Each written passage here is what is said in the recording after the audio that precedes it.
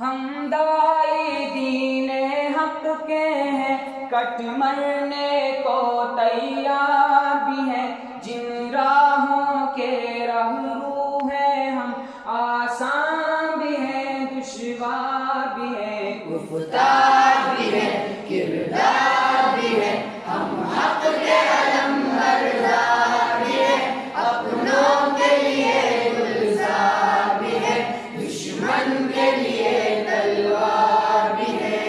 السلام علیکم ورحمۃ اللہ وبرکاتہ۔ الحمدللہ وحدہ والصلاة والسلام علی رسول اللہ، اما بعد،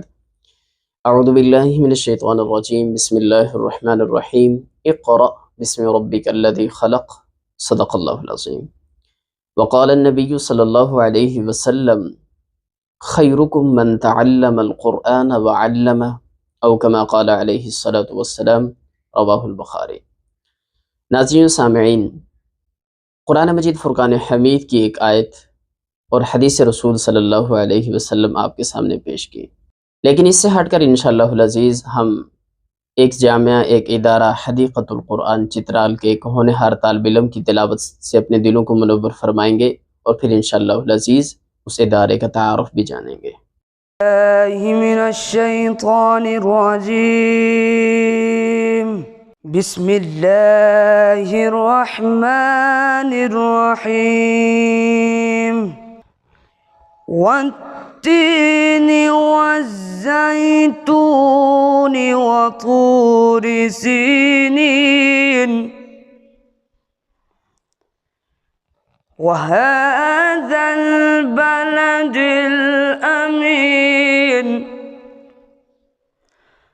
لقد خلقنا الإنسان في أحسن تقويم، ثم رددناه أسفل سافلين، إلا الذين آمنوا وعملوا الصالحات فلهم أجر غير ممنون، فما يكذبك بعد بالدين، أليس الله بأحكم الحاكمين، صدق اللہ العظیم۔ جزاکم اللہ خیر۔ ناظرین و سامعین، ادارے کے تعارف سے قبل انشاءاللہ العزیز میں 2 سے 3 چیزوں کا ذکر کروں گا کہ جن کی تصحیح میرے اور آپ کے لیے انتہائی لازمی ہے۔ پہلی بات تو یہ ہے کہ اس وقت اس موجودہ دور کے اندر، پرفتن دور کے اندر، اسلام کے قلعے جو ہیں وہ یہی مدارس ہیں، یہی مساجد ہیں کہ جو اسلام کی ترجمانی بھی کرتے ہیں اور ہماری جو نسل ہے اس کو اسلام کے لیے تیار بھی کرتے ہیں۔ لیکن اس کے ساتھ ساتھ میری اور آپ کی جو غلط فہمی ہے وہ یہ ہے کہ ہم یہ سمجھتے ہیں کہ یہ مدارس، یہ مساجد، یہ جو ہیں یہ ہمارے محتاج ہیں، ہمارے تعاون کے محتاج ہیں، حالانکہ ایسا نہیں، بلکہ یہ میری اور آپ کی غلط فہمی ہے، کم فہمی ہے، اور میں یہ سمجھتا ہوں کہ یہ ایمان کی کمزوری ہے۔ یہ جو ادارے ہیں، یہ جو مدارس ہیں،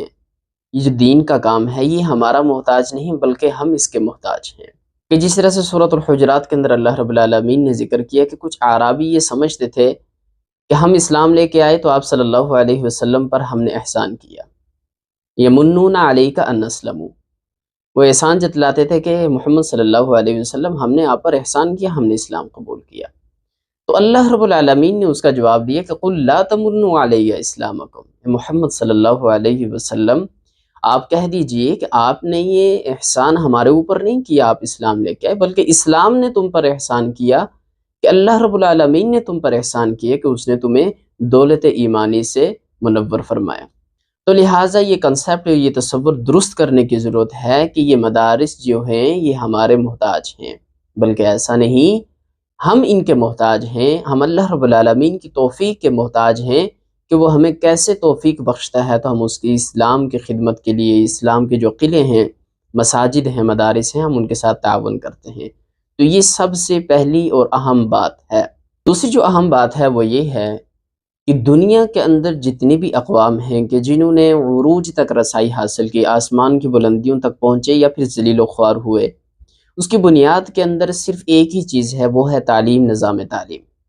یہی وہ اصل چیز رہی کہ جنہوں نے انہیں عروج تک پہنچایا یا پھر زوال کا شکار کیا۔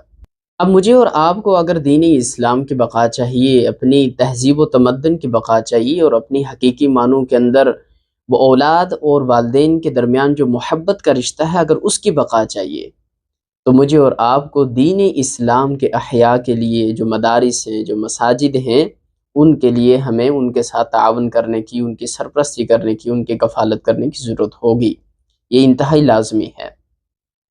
اب ادارے کے تعارف کی طرف آتے ہیں۔ میں مختصراً آپ کے سامنے ادارے کا تعارف بھی پیش کروں گا کہ جس سے آپ کو معلوم ہوگا کہ یہ ادارہ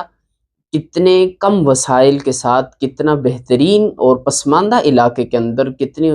اچھے انداز کے اندر یہ دین اسلام کی خدمت بھی کر رہا ہے اور اس کے لیے کوشاں بھی ہے۔ چونکہ بہت سارے ادارے ہیں جو دین کا کام کرتے ہیں، مختلف انداز کے اندر دین کا کام کر رہے ہیں، لیکن کسی بھی ادارے کو جاننے کے لیے، پہچاننے کے لیے، اس کا جو تعارف ہے، جس کے اغراض اور مقاصد ہیں، ان کا جاننا بھی لازمی ہوتا ہے کہ وہ ادارہ کس انداز کے اندر اور اس کی کیا خواص ہیں، اس کی کیا خوبیاں ہیں، کن خصوصیات کے ساتھ وہ کام کر رہا ہے، تو یہ جاننا بھی لازمی ہے۔ اس کے لیے میں بعینی ہی ادارے کے جو اغراض اور مقاصد ہیں، جو نصب العین ہے، وہ میں پڑھ کے آپ کو سناؤں گا اور آپ نے سماعت فرمانا ہے۔ مدرسہ حدیقۃ القرآن دنین صوبہ خیبر پختونخوا، پاکستان کے دور افتادہ ضلع چترال میں واقع ہے۔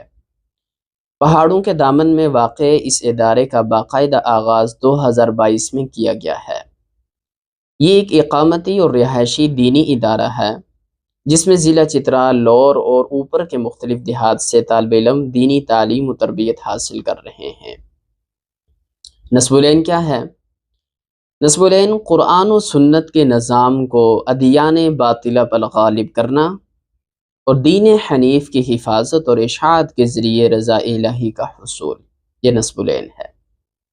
اچھا، اس کے اغراض اور مقاصد کے اندر ان چیزوں کو شامل کیا ہے۔ سب سے اول علمی، تحقیقی اور تربیتی اعتبار سے قرآن و سنت کا مرکز و محور ہوگا،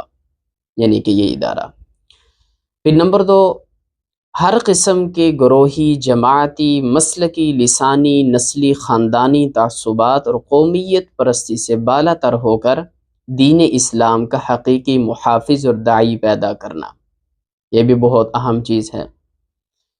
تیسرے نمبر پر دین اسلام کی حفاظت، اس کی اشاعت اور نسل نو کی اصلاح کر کے صراط مستقیم کی طرف لوگوں کی رہنمائی کرنا۔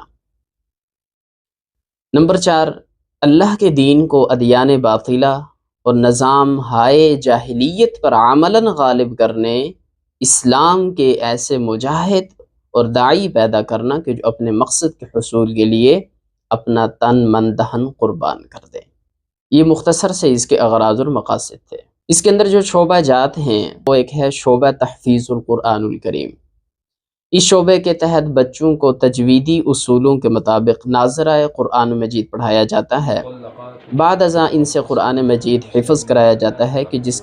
کے لیے زیادہ سے زیادہ 2 سال کا عرصہ رکھا گیا ہے۔ پھر اس کے ساتھ شعبہ درس نظامی۔ اس شعبے کے تحت درس نظامی کا 8 سالہ کورس پڑھایا جاتا ہے جو رابطۃ المدارس کے نصاب کے مطابق ہے۔ اس وقت ادارے میں درجہ اولا اور درجہ ثانیہ پڑھایا جاتا ہے، یعنی ابھی صرف 2 درجات پڑھائے جاتے ہیں۔ اس شعبے کے تحت تجوید کورس، تخصصات، افتاء کورس اور ترجمہ اور تفہیم القرآن، جدید فقہی مسائل پر شارٹ کورسز بھی عنقریب پڑھائے جائیں گے۔ ساتھ ساتھ بچوں کے لیے پرائیویٹ طور پر عصری علوم کا بھی انتظام کیا گیا ہے۔ اساتذہ اور طالب علم۔ ادارے میں کل وقتی اور جز وقتی اساتذہ کرام کی تعداد 7 ہے۔ شعبہ تحفیظ القرآن الکریم اور شعبہ درس نظامی کے کل وقتی طالب علموں کی تعداد 65 ہے۔ ان کے علاوہ ناظرہ قرآن مجید پڑھنے اور ترجمہ قرآن مجید کے لیے آس پاس کے یعنی کہ غیر رہائشی طالب علم بھی جزوی وقت پر آتے ہیں۔ اس کے ساتھ ہی آگے ادارے کے اخراجات کے حوالے سے پوری کی پوری لسٹ موجود ہے، تو انشاءاللہ العزیز ہم اسے بھی آپ کے سامنے اسکرین پر شو کر دیں گے، آپ اسے اچھی طرح سے دیکھ سکتے ہیں۔ ناظرین سامعین، اس بات کو اپنے دل و دماغ کے اندر بٹھا لینا چاہیے کہ جس طرح سے میں نے آپ کے سامنے ادارے کا تعارف کروایا کہ جو علم کا ایک مرکز ہے، ایک روشن مرکز ہے، کہ دین اسلام اور یہ علم وحی، یہ علوم اور فنون جو ہیں یہی ہمارے لیے اصل زندگی ہے۔ ڈاکٹر علامہ اقبال رحمہ اللہ کی ایک جو دعا ہے جو انہوں نے بچوں کے لیے لکھی، اور میں یہ سمجھتا ہوں کہ ہم سب کے لیے ہے، اس کا ایک مصرع کہ زندگی ہو میری پروانے کی صورت یا رب، علم کی شمع سے ہو مجھ کو محبت یا رب، کہ میرے رب میری زندگی اس پروانے کی طرح ہو کہ جو شمع کا دیوانہ ہوتا ہے، کہ جو ایک روشنی اور ایک شمع کے گرد و نواح میں گھومتا رہتا ہے، پھر بالآخر اسی میں اپنی جان دے دیتا ہے، اسی میں اپنی جان کھو بیٹھتا ہے۔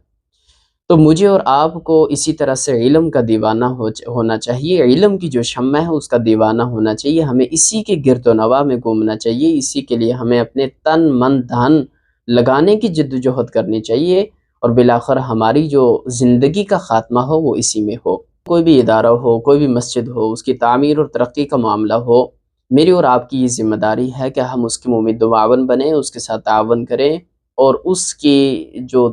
تعمیری کام ہیں ان کے لیے ہم جد و جہد اور کوشش بھی کریں۔ اور اس جد و جہد اور کوشش کے اندر میری اور آپ کی جو نیت ہونی چاہیے وہ خالصتاً اللہ رب العالمین کی رضا کی ہونی چاہیے، نہ کہ ہم دنیا کو دکھانے کے لیے، نہ ہی ہم کسی منتظم کو، کسی محتمیم کو دکھانے کے لیے سب کچھ کر رہے ہوں، بلکہ صرف اور صرف اللہ رب العالمین کی ذات کی خاطر یہ کام ہونا چاہیے۔ ہم آخر میں حدیقۃ القرآن کے منتظم اور محتمیم محترم جمشید صاحب کے بھی شکر گزار ہیں،